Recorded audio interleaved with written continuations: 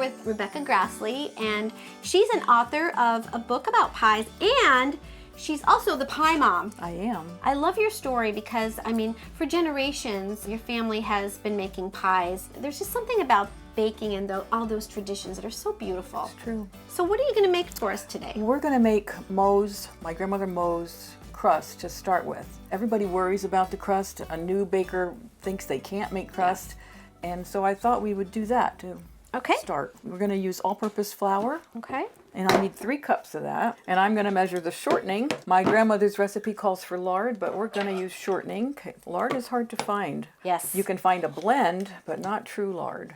So we're going to use a whole cup of this. All right. A whole cup, and I'm measuring it in half cups because that's what fits in here. My book came about because of the pie shops. I opened pie shops in 2011 in California with my son.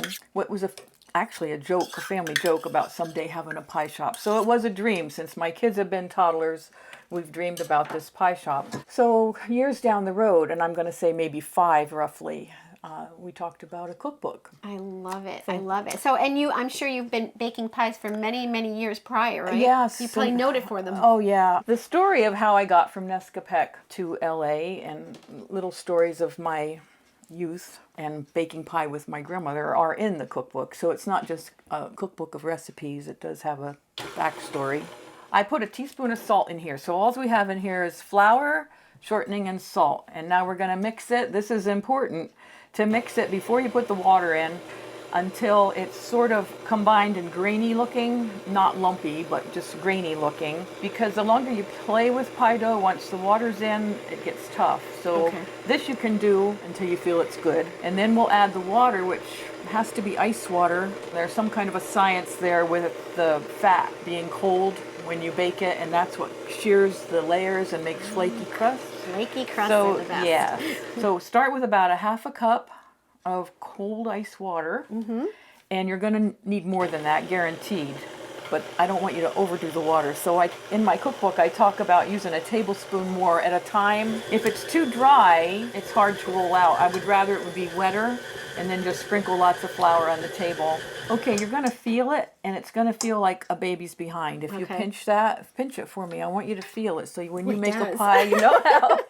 So I would say that's done. Okay. And this recipe makes enough for 3 crusts. So we made 3 crust balls. So we're going to put them in saran wrap because we're going to wrap them up and put them in the refrigerator. Like I said, we used ice water. We want to keep this cold before we roll it. Okay. So I would put these 3 in the refrigerator and then make filling and then pull one out and put it in my tin and put the filling in. Okay.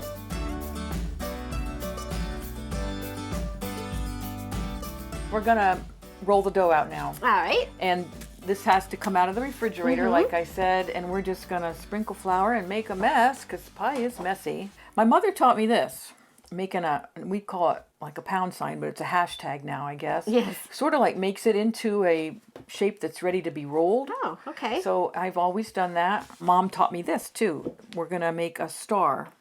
Most people want to roll dough like this. Yes. So you end up with this thing that's not fitting in your pie tin. So if you start in the middle and you're going like the head of the star, an arm, a leg, and an arm.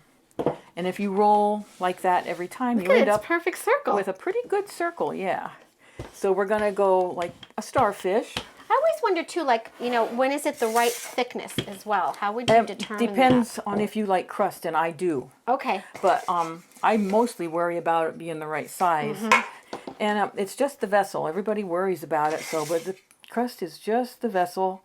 So it doesn't have to be any specific thickness or thinness or anything. I'm trimming just a little bit these so that I sort of have a skirt that touches because I do like crust.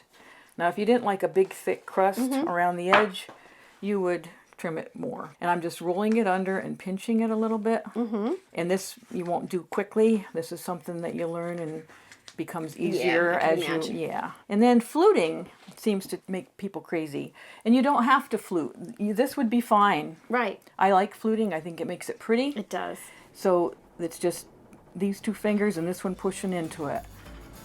There's no love magic to it. And you don't need any fancy tools No, or anything, right? no. Just your hands. I think that's because that's the way my mom did it and my Grammys, and so we flute pies in this family. Love it. So that's it. So now we're gonna make blueberry crumb pie.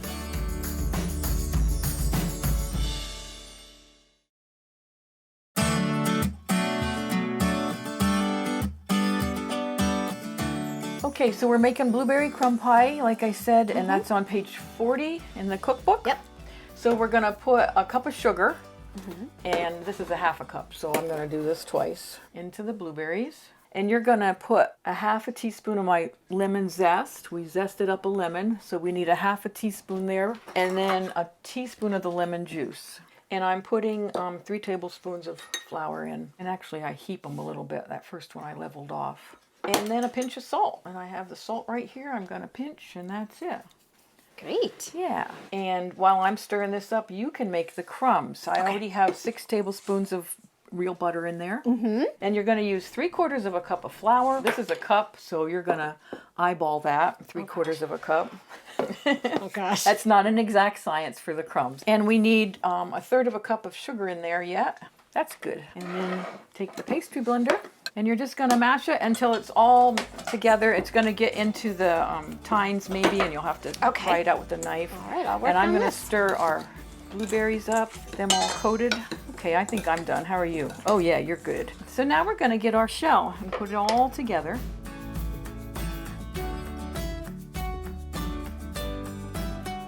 All right, so I'm gonna put the blueberries in here. It's gonna be really, really full. Wow, that's a lot for the Yeah. one. Terrific. And as you scoop them out, you're gonna find that some of the stuff settles, so I try to get some of that flour all around instead of just in one spot. And now we're gonna top it with the crumbs. Okay, Okay? great. And you did a good job. Thank you. Yeah, these are pretty. I had a good teacher. Oh. All right, that's ready for the oven. I just want to talk about this a minute. Okay. You don't put this on now. You start to bake the pie. And as you're checking the pie, typically your crust gets too brown, and you don't want that because Right. you want the inside to get done. And so I always use the aluminum foil trick. You know, you fold it up and then you have to press it on, and it burns your fingers Yeah. and falls off. And somebody bought me this as a gift because they knew that I made pie. And I think it was a lovely, lovely, thoughtful thing, and it works really well, and it stays on, and it wraps around Cool. really easy. The pie has to bake for like 40 minutes, so you're checking it halfway through. Okay. And you'll start to notice that the edges are getting brown, and there's no bubbling out over the edge yet, because that's a sign that the pie is cooking and done. That's why I use this paper. You're going to have blueberry juice everywhere, and that means it cooked enough and it's done. Okay. And so usually this gets brown and nothing's bubbling out yet. So I put this on and continue to bake my pie for the last 45. Sometimes you have to do it 10 minutes more because I want it to bubble over. Pie is messy. Yeah, pie's messy. That's the theme. So now we're going to put this in the oven at 400 for about 40 minutes. I check it at 20 though. Then sometimes I even spin it around in there because not all ovens heat evenly. So you might notice it's getting brown here and not here. So that's a good time to spin it around.